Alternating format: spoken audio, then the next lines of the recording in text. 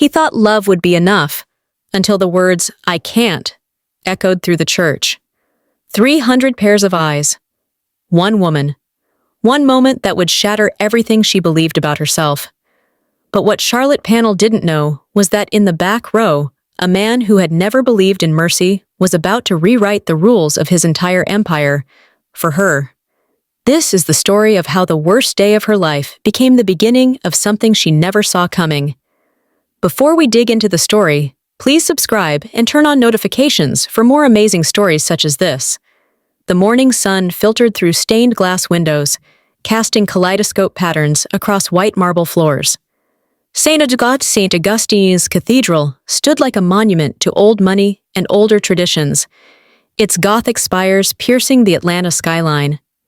Inside, 300 guests settled into mahogany pews, their designer clothes rustling like autumn leaves, their whispers creating a symphony of judgment disguised as anticipation. Charlotte Panel stood in the bridal suite, her hands trembling as she smoothed down the ivory silk of her custom-made wedding dress. She'd designed it herself, every stitch a prayer, every seam a promise. The fabric draped perfectly over her curves, curves that had been the subject of countless cruel comments, countless helpful suggestions, countless moments where she'd felt like an apology instead of a celebration. "You look beautiful, baby girl," her mother whispered, adjusting the veil with gentle fingers that couldn't quite hide their own nervousness. Mama had never trusted Israel Hansen. Never liked the way his smile didn't quite reach his eyes when he looked at Charlotte. Never understood why a man who claimed to love her daughter spent so much time suggesting gym memberships and diet plans, but Charlotte had convinced herself it was love. 5 years of convincing. 5 years of believing that if she just tried hard enough, loved hard enough, gave enough of herself, Israel would finally see her the way she desperately needed to be seen. She was wrong. The organ began its processional march. Charlotte's father took her arm, his grip tight, protective, as if he could sense the disaster waiting at the end of that long white aisle. They stepped through the doors, and 300 faces turned toward her. Some smiled, some stared, some whispered behind perfectly manicured hands. Israel Hansen stood at the altar in his custom Tom Ford tuxedo, his jaw tight, his eyes fixed somewhere above Charlotte's head. He looked like a man facing execution rather than matrimony. His best man, Marcus, shifted uncomfortably beside him, having spent the previous night trying to talk Israel out of what he was about to do. But Israel had made his decision. Charlotte walked down that aisle, believing she was walking toward her future. She had no idea she was walking toward her destruction. What she also didn't know was that in the very last pew, partially hidden by a marble column, sat a man who had no business being at this wedding. Han Ji-hoon had arrived in Atlanta 48 hours earlier, tracking a money trail that led directly to Israel Hansen's law firm. The corporate lawyer had been laundering money for the Chongsun Syndicate, a rival organization that had been encroaching on Han Ji-hoon's territory for months. Han Ji-hoon had come to observe his enemy, to understand the man before he destroyed him. He hadn't come to witness a massacre of the heart. But as Charlotte reached the altar, as her father kissed her cheek and placed her hand in Israel's, Han Ji-hoon found himself leaning forward, his dark eyes narrowing with an intensity that had made grown men confess to crimes they hadn't committed. There was something about her, something in the way she held herself, dignified despite the obvious discomfort of the groom, graceful despite the weight of 300 judging stares. She radiated a warmth that seemed impossible in a room this cold.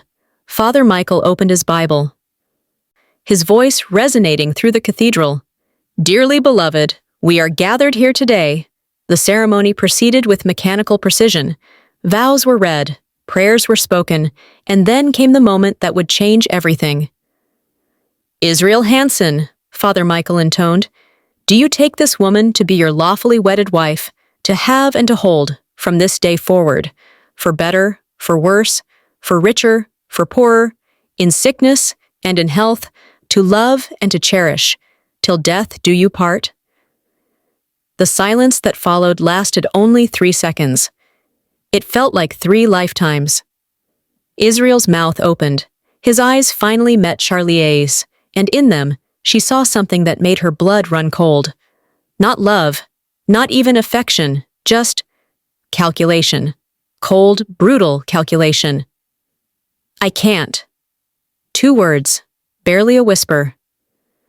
But the microphone clipped to his lapel caught every syllable and amplified it through the cathedral's sound system like a gunshot. I can't, he repeated, louder now, his voice gaining strength from cruelty. I can't do this.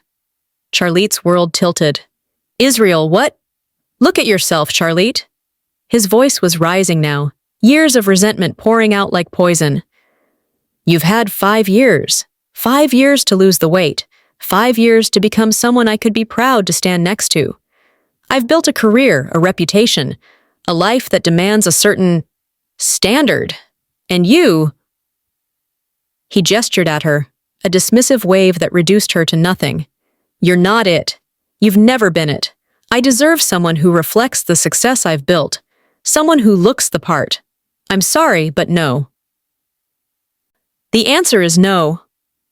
The ring, a 2-carat diamond that had cost 3 months of his salary, dropped from his fingers and bounced across the marble with a sound like breaking glass. Then Israel Hansen turned and walked away. He walked down the aisle, past 300 frozen faces, past Charlotte's mother, who had started to sob, past his own parents, who sat rigid with shock and shame, and out the cathedral doors into the bright Atlanta morning. The sound of those doors closing echoed like a tomb being sealed. Charlotte stood at the altar, her veil trembling, her hands clutching the bouquet of white roses so tightly that thorns pierced her palms. Blood, red and real, dripped onto the white silk of her dress. She didn't notice. She couldn't feel anything except the crushing weight of 300 pairs of eyes. 300 witnesses to her complete and utter humiliation. "Oh, honey," someone whispered. "I knew this would happen," another voice hissed. "Poor thing, she should have seen this coming." "Well, I mean, can you blame him?" The whispers grew louder, multiplying, overlapping, until they became a roar in Charlotte's ears. Her knees buckled. She would have fallen if her father hadn't rushed forward, catching her, holding her up even as she shattered into 1,000 pieces. "I've got you, baby girl," he whispered, but his voice was breaking too. "I've got you!" He didn't. Nobody did. Charlotte was falling through space, through time, through every moment of self-doubt and self-hatred she'd ever experienced, and there was no bottom to catch her.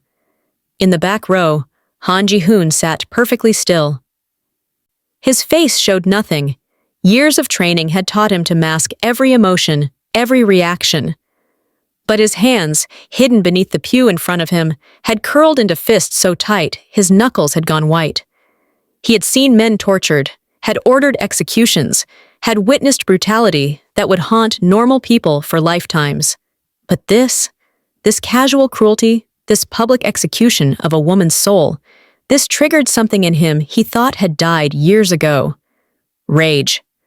Not the hot, impulsive rage of youth, but the cold, calculating rage of a man who understood that some sins demanded payment, some cruelties required justice.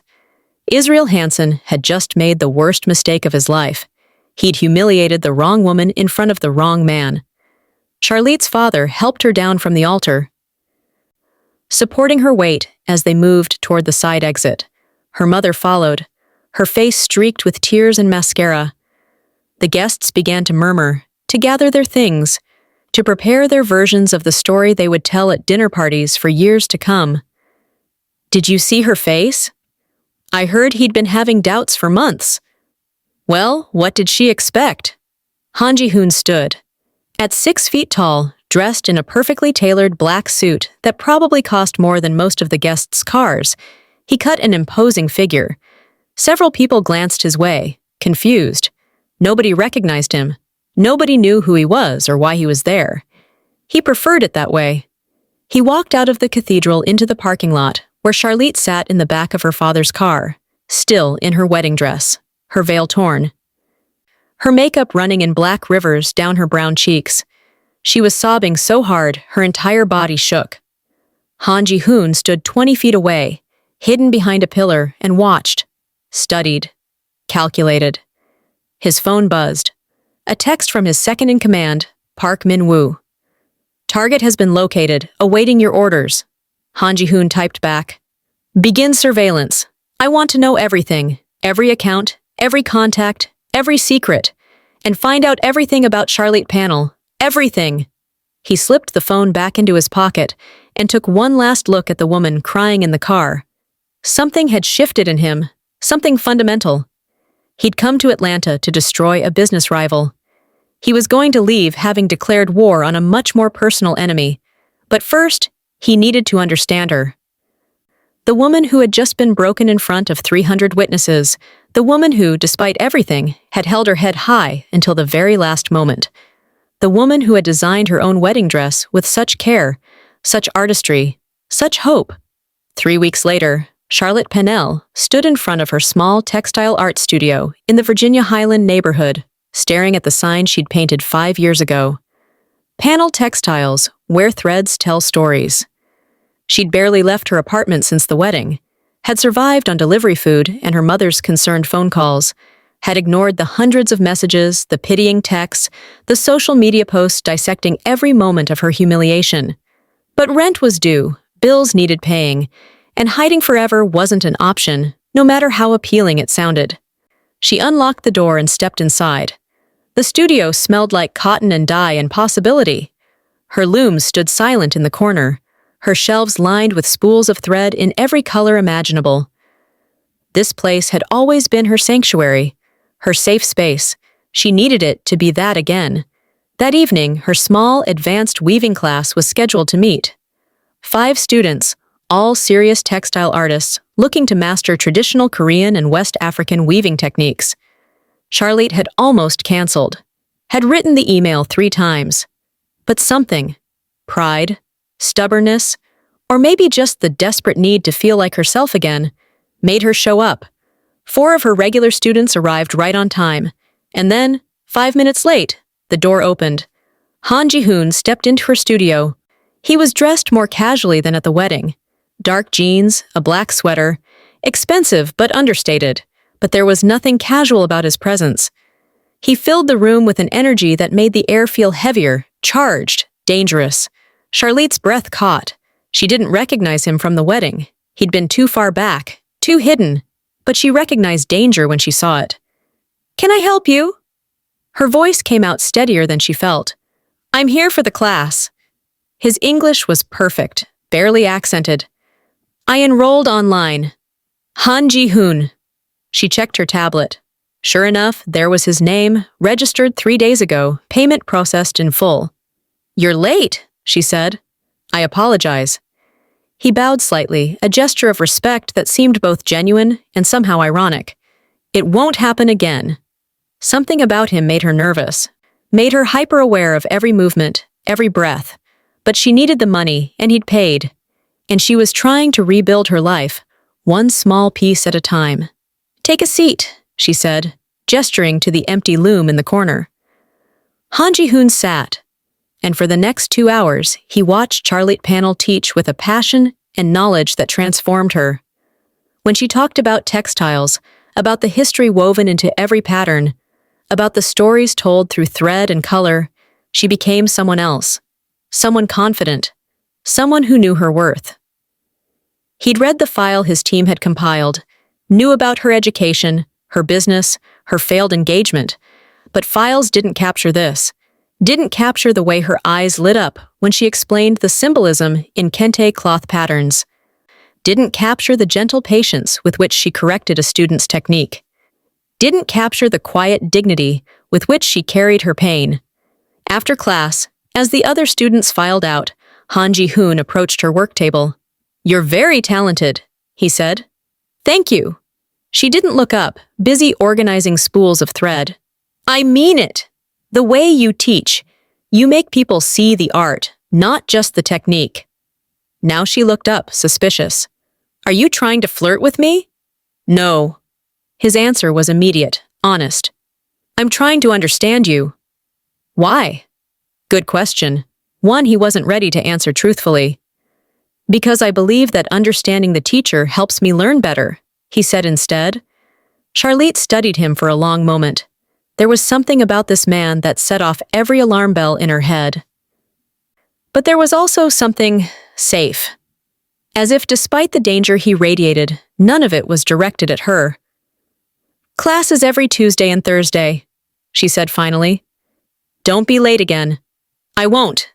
He left, and Charlotte stood alone in her studio, her heart beating faster than it should, wondering who the hell Han Ji-hoon really was. If she'd known the answer, she would have run. Or maybe she would have done exactly what she was about to do. Because sometimes the most dangerous choice is the only one that leads to salvation. So here's the question I need you to ask yourself. When the person who was supposed to love you destroys you in front of the world, and a stranger who owes you nothing offers to burn that world down in your name, do you let him? And if you do, what does that make you?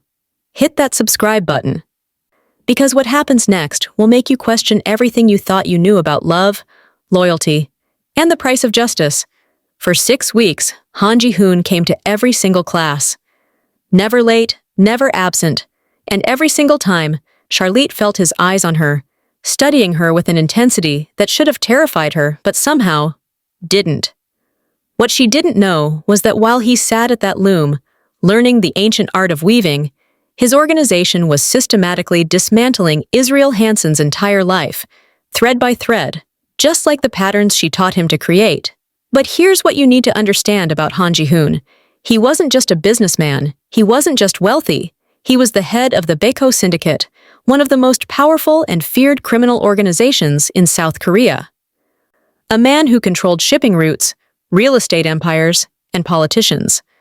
A man whose word could end lives or save them. And he had decided that Charlotte Pennell deserved saving. The question was, would she let him? It started small. Charlotte began noticing things. The vendor at the farmer's market, who used to shortchange her, suddenly gave her extra produce with a nervous smile. The landlord, who'd been threatening to raise her studio rent, mysteriously dropped the price instead. The loan officer who'd rejected her business expansion application called to say there'd been a mistake, and she was approved after all. She didn't connect the dots. Not yet. But then came Tuesday that changed everything. Charlotte was at the fabric district downtown, searching for specific indigo dye for a commission piece. She'd just left the third store when she heard a voice that made her blood freeze. "Well, well, if it isn't the runaway bride." Israel Hansen stood on the sidewalk, his suit perfectly pressed, his smile sharp as a knife. He wasn't alone. 2 of his lawyer friends flanked him, all 3 of them looking like they'd just left a very expensive lunch and several drinks. Charlotte's hands tightened on her shopping bag. "Leave me alone, Israel." "Oh, come on, don't be like that." He stepped closer, and she could smell the whiskey on his breath. "I actually did you a favor, you know. Saved you from a life of pretending. Now you can just be yourself. Eat whatever you want. Stop trying so hard." His friends laughed. Passers-by slowed down, sensing drama, pulling out phones. "You're drunk," Charlotte said, trying to step around him. He grabbed her arm, not hard enough to hurt, but firm enough to stop her. "I'm honest. There's a difference. You should thank me, Charlotte. I set you free." "Let go of me." "Or what?"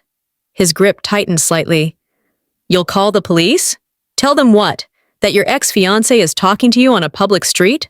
What happened next happened so fast that Charlotte almost missed it. A hand, strong, precise, gripped Israel's wrist. The pressure must have been excruciating because Israel's face went white, and he immediately released Charlotte's arm. "She asked you to let go." Han Ji-hoon's voice was quiet, almost gentle, but there was something underneath it, something cold and absolute that made Israel stumble backward the moment he was released. "Who the hell are you?" Israel demanded, cradling his wrist. Han Ji-hoon didn't answer. He simply positioned himself between Israel and Charlotte, his body language making it clear that getting to her would require going through him, and nobody was going through him. "This is none of your business," Israel said, but his voice had lost its confidence. "You made it my business when you touched her." Han Ji-hoon tilted his head slightly, studying Israel the way a scientist might study an insect. Walk away. Now. Something in his tone, in his eyes, in the absolute certainty of his presence, made Israel and his friends exchange nervous glances. They walked away, quickly, throwing looks over their shoulders like prey escaping a predator. Charlotte stood frozen, her heart hammering. You didn't have to do that. Yes, Han Ji-hoon said, turning to face her. I did. Why? The question burst out of her. Weeks of confusion and suspicion finally breaking through. Why are you really in my class? Why are you always watching me? Who are you? He looked at her for a long moment, and she saw something flicker in his dark eyes. A decision being made. Have dinner with me, he said, and I'll tell you everything. She should have said no. Every instinct screamed at her to say no. But there was something about this man, this dangerous, mysterious man who had just defended her without hesitation, that made her curious, made her want to understand. One dinner, she said. And then you tell me the truth. One dinner, he agreed. The truth and nothing but. But could Charlotte handle the truth? Could any of us, really, when the truth involves organized crime, international money laundering, and a man who had decided that her honor was worth going to war for? The restaurant Han Ji-hoon chose wasn't what Charlotte expected.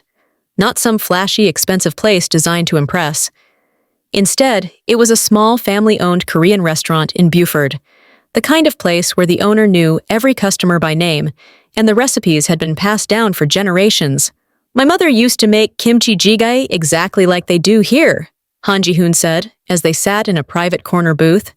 When I first came to Atlanta, I found this place and it felt like home. It was the first personal thing he'd ever shared with her. Charlotte found herself leaning forward, curious despite her caution. How long have you been in Atlanta? 2 months. I came for business. He paused, his eyes meeting hers. I stayed for you. Her breath caught. What? I was at your wedding, Charlotte. The world tilted. What? I was sitting in the back row. I watched Israel Hansen humiliate you in front of 300 people. I watched you hold yourself together, even as your world fell apart, and I decided that day that he would pay for what he did to you. Charlotte's mind was racing. I don't understand. Why would you care? You didn't even know me. Because I know what it's like to be judged for things that don't matter, to be dismissed because you don't fit someone's narrow definition of acceptable. His voice was quiet but intense, and because what he did to you wasn't just cruel, it was unjust, and I have spent my entire life fighting injustice. By going to my weaving class? A small smile touched his lips. I needed to understand you. To know if you were worth what I was about to do. And what were you about to do? He leaned back, his expression becoming unreadable. Israel Hansen has been laundering money for a rival organization. He's been moving funds through his law firm, hiding transactions, helping criminals avoid detection. He's not just a shallow, cruel man, Charlotte. He's a criminal. Her hands had started shaking. How do you know this? Because I'm a criminal too. The words hung in the air between them like a grenade with the pin pulled. I run an organization in South Korea, Han Ji-hoon continued, his voice steady, matter-of-fact. We control shipping, real estate, and entertainment. Some of what we do is legal, much of it isn't. I'm telling you this because you deserve the truth, and because what I'm about to offer you requires you to understand exactly who I am. Charlotte should have stood up, should have walked out, should have run as far and as fast as she could. But she didn't. Why are you telling me this? She whispered. Because for the past 6 weeks, I've been dismantling Israel Hansen's life. His accounts are frozen. His law firm is under investigation. His reputation is being systematically destroyed. And in approximately 72 hours, he's going to be arrested for money laundering, fraud, and conspiracy. Charlotte's eyes widened. You did that? I did that. He leaned forward, his gaze intense. But that's not enough. Destroying him professionally doesn't erase what he did to you, doesn't restore what he took from you, your dignity, your confidence, your belief that you deserve to be loved exactly as you are. Tears were burning in her eyes now. "What are you saying?" "I'm saying that I see you, Charlotte Panel. I see your talent, your kindness, your strength. I see the way you light up when you teach, the way you treat every student with respect, the way you've rebuilt your life piece by piece, even though you were shattered. And I'm saying that a man who can't see that doesn't deserve to breathe the same air as you. You barely know me. I know enough." His hand moved across the table, stopping just short of touching hers. "I know that you deserve someone who will protect you, who will honor you, who will build a kingdom and lay it at your feet just to see you smile." Her heart was pounding so hard she could barely breathe. "Why are you really here, Ji-hoon?" He stood up then, and for a moment she thought he was leaving, but instead, he moved around the table and knelt beside her booth. In a restaurant full of people, this powerful, dangerous man knelt before her like she was royalty. "I'm here to offer you a choice," he said quietly. "In 3 days, I'm returning to Seoul. My business here is finished. But before I go, I want to ask you something." "What?" "Come with me." The world stopped spinning. "Come with me to Seoul," he continued, his voice low and urgent. "Not as my employee, not as my obligation, as my wife." Charlotte couldn't breathe, couldn't think. "You're insane." "Probably." A small smile. "But I'm also serious. I'm offering you a life where you will never be dismissed again, where your art will be celebrated, where you will be protected, respected, and valued. I can't promise you safety. My world is dangerous. But I can promise you that no one will ever make you feel less than worthy again. Not while I'm alive." "You don't love me," she whispered. "Not yet," he admitted with brutal honesty. "But I respect you. I admire you. And I believe that love built on respect and admiration is stronger than love built on passion alone. Israel claimed to love you, and look what that love was worth." He had a point, a terrifying, undeniable point. "This is crazy," Charlotte said, but her voice lacked conviction. "Yes, but so is letting the worst day of your life define the rest of it." He reached into his jacket and pulled out a small box. Inside was a ring, not a diamond, but a deep blue sapphire surrounded by smaller stones. "This belonged to my grandmother. She was a woman who survived war, poverty, death, and loss. She taught me that strength isn't about never falling, it's about who you become after you hit the ground." Charlotte stared at the ring, her mind spinning. This was insane, absolutely insane. She'd known this man for 6 weeks. He was a criminal. He was dangerous. He was offering her a life she couldn't even imagine. But he was also the only person since that horrible day who had made her feel seen, valued, worth fighting for. "I need time," she whispered. "You have 3 days." He closed the box and placed it on the table in front of her. "Think about it. And Charlotte, whatever you decide, Israel Hansen will still face justice. That's not conditional on your answer. That's a promise I made to myself the day I watched him destroy you." He stood, placed money on the table for their barely touched meal, and walked out of the restaurant, leaving Charlotte sitting alone with a ring box and a choice that would change everything. 3 days. 72 hours to decide between the safe, small life she'd been rebuilding and the dangerous, unknown life being offered by a man who terrified and intrigued her in equal measure. But here's what Charlotte didn't know. While she was agonizing over her decision, Israel Hansen was making plans of his own. Plans that involved desperation, violence, and a final attempt to destroy the woman who had somehow become the center of a war he didn't even know he was fighting.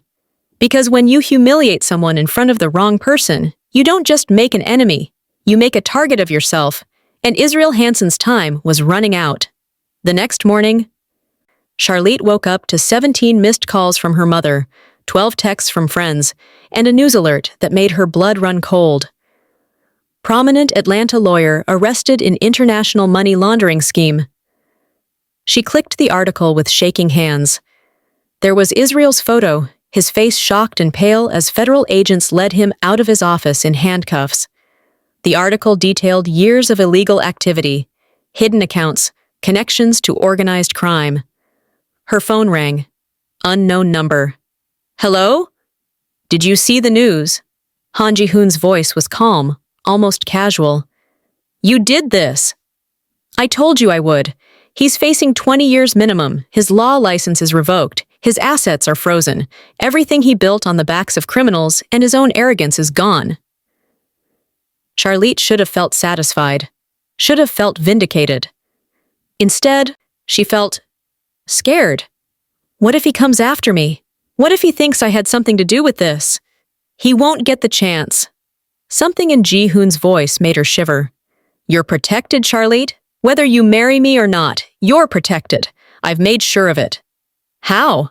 You don't want to know the details, but trust me when I say that Israel Hansen will never hurt you again. She wanted to ask more, wanted to demand answers, but part of her knew that some questions were better left unasked. I'm still thinking, she said instead. Good. Keep thinking. You have 2 more days.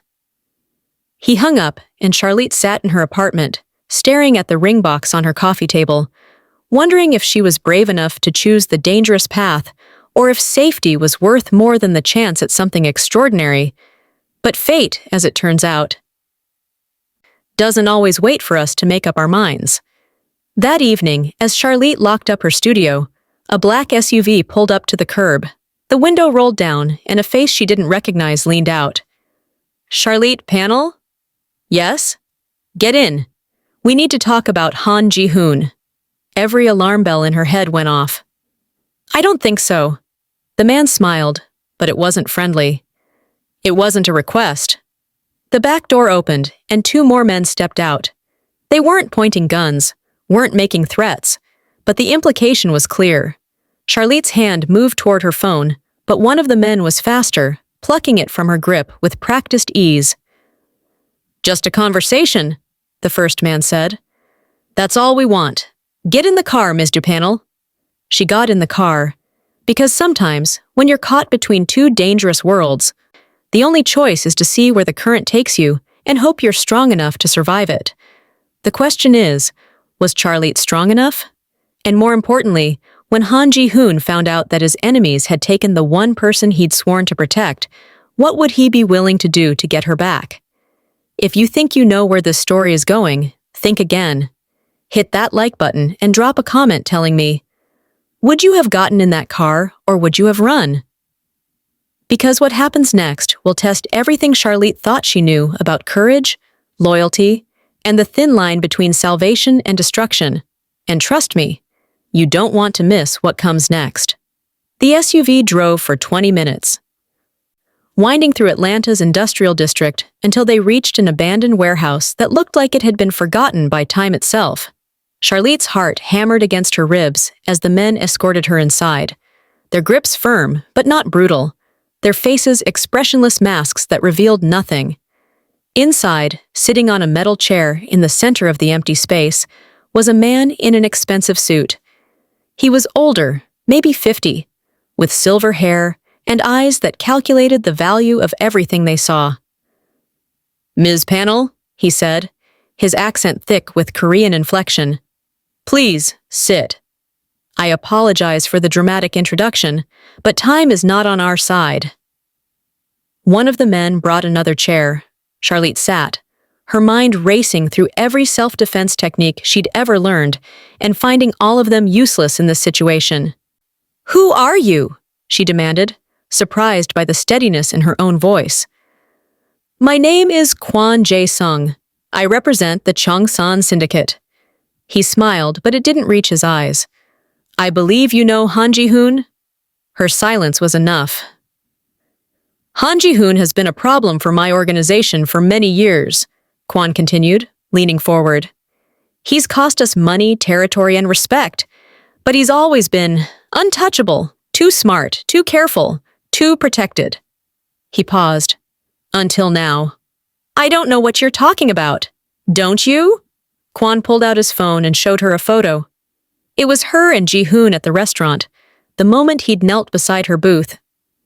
He's never shown weakness before, never cared about anything except his empire. But you, Ms. Panel, you've made him vulnerable. Fear turned to ice in her veins. What do you want? I want you to deliver a message. Tell Han Jae-hoon that if he doesn't withdraw from Atlanta, if he doesn't abandon his vendetta against Israel Hansen and our operations here, you will pay the price." Kwan's voice was calm, almost pleasant. "We won't kill you. That would be too quick, too merciful. But we will make sure that every day of your life is filled with fear, that you never feel safe, that everyone you love becomes a target." Charlotte's hands clenched into fists. "You're threatening me to control him. I'm offering you a choice. Convince him to leave, and you go back to your quiet little life. Your studio, your students, your safety, all intact." He stood, buttoning his jacket. "You have until tomorrow night. After that, the offer expires. And the consequences begin." They drove her back to her studio and left her standing on the sidewalk, shaking with adrenaline and terror. Her phone was returned to her, and the moment the SUV disappeared around the corner, she called the only person who could help. Han Ji-hoon answered on the first ring. "Charlotte? They took me." The words tumbled out in a rush. "The Cheongsan Syndicate. They said if you don't leave Atlanta, they'll hurt me. They'll hurt everyone I love." The silence on the other end lasted 3 seconds. When he spoke again, his voice was so cold it could have frozen fire. "Where are you?" "My studio." "Stay there. Lock the doors. I'm 10 minutes away." He was there at 7. The black Mercedes pulled up with a screech of tires, and Han Ji-hoon emerged like a storm given human form. He was flanked by 4 men, all of them moving with the precise coordination of trained soldiers. He reached Charlotte in 3 strides, his hands gripping her shoulders, his eyes scanning her for injuries. "Did they hurt you?" "No. They threatened me. Threatened my family." His jaw clenched so tight she could see the muscle jumping. "Get in the car." "What? No, Charlotte." He looked at her, and she saw something in his eyes that made her breath catch. Not just anger, not just determination, but fear, raw, genuine fear. "They know about you. They know you matter to me. That makes you a target. The only way to keep you safe now is to keep you close. So please, get in the car." She got in the car. They drove to a high-rise building in Buckhead, the kind of place where penthouses cost more than most people made in a lifetime. Han Ji-hoon's temporary residence was on the top floor, a sprawling space with floor-to-ceiling windows that overlooked the entire city. "You'll stay here," he said, his tone leaving no room for argument. "My men will be stationed outside. No one gets in without my permission." "For how long?" "Until this is finished." "And when will it be finished?" Charlotte demanded, her fear turning to frustration. "When you've destroyed the Cheongsan Syndicate, when you've eliminated every threat? When does it end, Ji-hoon?" He turned to face her, and the exhaustion in his eyes was startling. "I don't know, but I know that I won't let them hurt you. I won't let anyone hurt you ever again." "Why?" The question burst out of her, weeks of confusion and fear and strange, terrifying hope all colliding. "Why do you care so much?" "You barely know me." "Because you remind me that there's still something in this world worth protecting." His voice rose, the careful control finally cracking. "Because I've spent 20 years building an empire on violence and fear, and then I watched you stand at that altar with grace and dignity, even as you were being destroyed, and I realized that you have more strength in your smallest finger than I have in my entire organization." The silence that followed was deafening. "I don't want to be your weakness," Charlotte whispered. "You're not my weakness." He stepped closer, his voice dropping to something almost tender. "You're the first thing in my life that's made me want to be strong for the right reasons." Before she could respond, his phone rang. He answered it in rapid Korean, his expression darkening with every word. And when he hung up, he looked at her with something that might have been regret. "I have to go. There's a situation that requires my attention." "What kind of situation?" "The kind where people die if I don't handle it correctly." He moved toward the door, then stopped. "Charlotte, that offer I made at the restaurant? It still stands. Think about it while I'm gone." He left, and Charlotte stood alone in a penthouse that cost more than her entire life, wondering how she'd gone from a humiliated bride to the protected prize in a war between criminal organizations in less than 2 months. But here's what she didn't know. While she was safe in that tower, Han Ji-hoon was about to make a choice that would change everything. A choice between the empire he'd built and the woman who'd made him question whether that empire was worth the cost. What would you choose? Power or love? Safety or passion? The devil you know, or the angel you're just beginning to understand? The meeting took place in a neutral location, a private room in a Korean barbecue restaurant that both organizations had used for negotiations before. Han Ji-hoon arrived with two of his most trusted men. Kwon Jae-sung brought 4. "You're outnumbered," Kwon observed with a smile. "Quality over quantity," Han Ji-hoon replied, taking his seat with the casual confidence of a man who'd survived worse odds. Kwon got straight to business. "Withdraw from Atlanta. Stop your investigation into Israel Hansen. Let our operations continue without interference. Do this, and the woman stays safe." "No!" Kwon's smile faded. "You're willing to risk her life for pride? I'm willing to risk my own life to protect hers." Han Ji-hoon leaned forward, his voice dropping to something deadly. "You made a mistake, Kwon. You threatened someone under my protection. That's not a negotiating tactic. That's a declaration of war. You can't win a war against us. Not here. Not on our territory. Watch me." Han Ji-hoon stood. "You have 24 hours to leave Atlanta. Every operation, every asset, every person connected to the Cheongsan syndicate. Gone. If you're still here after that, I will dismantle your organization piece by piece, starting with you." "You're bluffing." "Am I?" Han Ji-hoon pulled out his phone and showed Kwon a series of photos, bank accounts, shipping manifests, names and addresses. "I've spent 2 months building a case against you. Every illegal transaction, every bribed official, every law you've broken, in my possession right now is enough evidence to put you and your entire leadership in prison for life. I was planning to use it slowly, strategically. But you threatened Charlotte. So now I'm giving you a choice. Leave voluntarily, or I hand this evidence to the FBI and let them tear you apart." Kwon's face had gone pale. "You're insane." "I'm motivated. There's a difference." Han Ji-hoon pocketed his phone. 24 hours. After that, the only question is whether you're in prison or in the ground." He walked out, leaving Kwon Jae-sung sitting in stunned silence, realizing that he'd just made an enemy of the most dangerous man in the room. But wars aren't won with threats. They win with action. And Han Ji-hoon was about to take action that would either save everything or destroy it all. When he returned to the penthouse, Charlotte was standing by the windows, staring out at the city lights. She turned when she heard him enter, and the question in her eyes was clear. "It's handled," he said. "What does that mean?" "It means they have 24 hours to leave Atlanta, or I will destroy them." "Just like that?" "Just like that." He moved to the bar and poured himself a drink, his hands steady despite the adrenaline still coursing through his veins. "I told you, Charlotte. No one threatens you and walks away unscathed." She crossed the room to stand in front of him, this dangerous man who'd upended her entire life. "What if they don't leave? What if they fight back? Then I will fight harder. People could die. People die every day in my world." He met her eyes. "But you won't be one of them. That's the only thing that matters to me right now." "Why?" she asked again, softer this time. "Why am I worth all this?" He set down his glass and took her hands in his, and for the first time since she'd met him, Han Ji-hoon looked uncertain, vulnerable. "Because when I saw you at that altar, broken and humiliated, I saw myself, not as I am now, but as I was 20 years ago. Young, powerless, dismissed by people who thought they were better than me. I built everything I have to make sure I'd never feel that way again. But you..." He squeezed her hands gently. "You didn't build an empire. You built a life.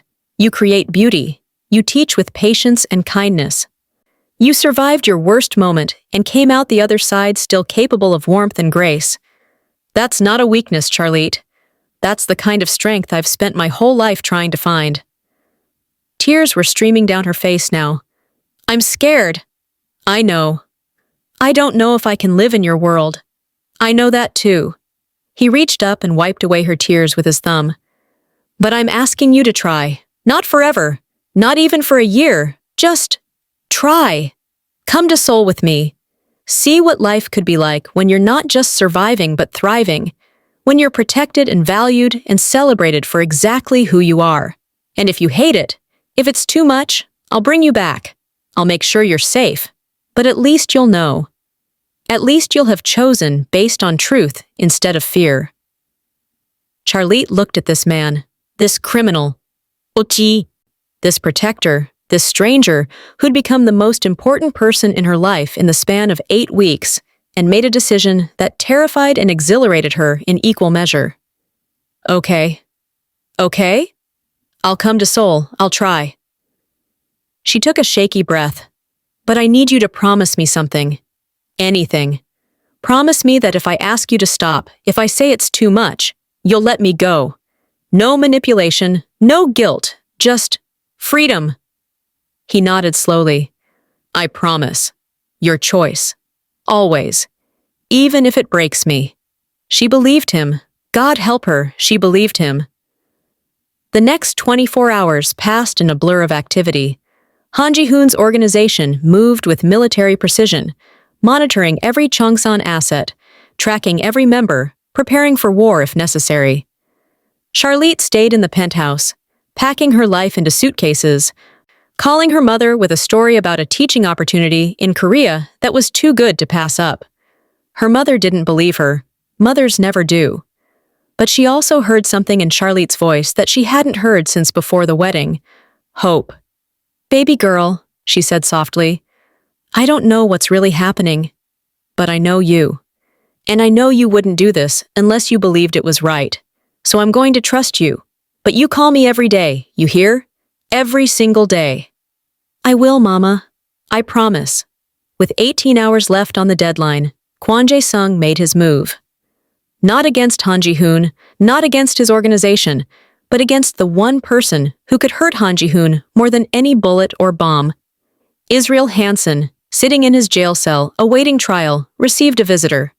Kwon Jae-sung, using connections that ran deeper than anyone knew, sat across from the disgraced lawyer and made him an offer. I can get you out of here. I can make the charges disappear. All you have to do is one thing for me. Israel, desperate and broken, leaned forward. What? Kill Charlotte Panel. The words hung in the air like poison. I can't. I'm in jail. How would I even? I'll arrange your release. I'll provide the weapon. I'll give you the location. All you have to do is pull the trigger. Kwon smiled. Think of it as closure. She's the reason your life fell apart, isn't she? She's the reason Han Ji-hoon came after you. One bullet and you get your life back. Israel Hansen, who had once claimed to love Charlotte, who had promised to cherish her, who had destroyed her in front of 300 witnesses, looked at Kwon Jae-sung and said one word. Yes. But here's what neither of them knew. Han Ji-hoon's organization had eyes everywhere, including in that jail, including in that room. And the moment Israel agreed to murder Charlotte, he signed his own death warrant. The call came at 3 a.m. Han Ji-hoon answered it, listened for 30 seconds, and hung up with an expression that would have terrified anyone who saw it. What's wrong? Charlotte asked, woken by the sound of his voice. Israel Hansen just agreed to kill you in exchange for his freedom. The world tilted. What? The Cheongsan Syndicate offered him a deal. They're going to break him out of jail and send him after you. Han Ji-hoon was already moving, pulling on clothes, making calls in rapid Korean. We're leaving, now. Tonight. But the deadline doesn't matter anymore. They've escalated. Which means I high escalate too. He turned to her, his eyes blazing with something primal and protective. Pack only what you can't live without. We leave in 20 minutes. Charlotte moved on autopilot, throwing essentials into a bag, her mind unable to process the fact that Israel, the man she'd loved, the man she'd planned to marry, had just agreed to murder her. How do you reconcile that? How do you make sense of a world where love turns to hate so completely that murder becomes acceptable? You don't. You just survive it. They left the penthouse through a private garage, Han Ji-hoon's men forming a protective circle around them. 3 cars, all identical, all heading in different directions to confuse any surveillance. Charlotte was in the middle car with Han Ji-hoon, his hand gripping hers so tightly it almost hurt. "Where are we going?" she asked. "The airport. I have a private plane waiting. We'll be in Seoul by tomorrow evening." "What about Israel? What about the Cheongsan Syndicate?" His smile was cold and sharp. "I told you, I escalate." What happened next happened so fast that later, Charlotte would only remember fragments. The sound of sirens, the flash of blue and red lights, the sight of federal agents swarming a building downtown, the news alert on Han Ji-hoon's phone showing Kwon Jae-sung being arrested, along with 17 other members of the Cheongsan Syndicate. "You turned them in," Charlotte whispered. "I told them I would. They didn't believe me." He looked at her. "I don't make empty threats, Charlotte. When I promise to protect you, I mean it, no matter the cost. And Israel? He'll never leave that jail cell. I've made sure of it." His voice was flat, final. "He can't hurt you anymore. No one can." At the airport, standing on the tarmac beside a sleek private jet, Han Ji-hoon turned to Charlotte one last time. "Last chance," he said quietly. "You can still walk away. Go back to your studio, your students, your safe life. I'll make sure you're protected. You'll never see me again if that's what you want." Charlotte looked at this man who had destroyed her enemies, protected her family, and offered her a life she'd never imagined. This dangerous, complicated, impossible man who saw her worth when no one else did. "I'm not walking away," she said. "You're sure?"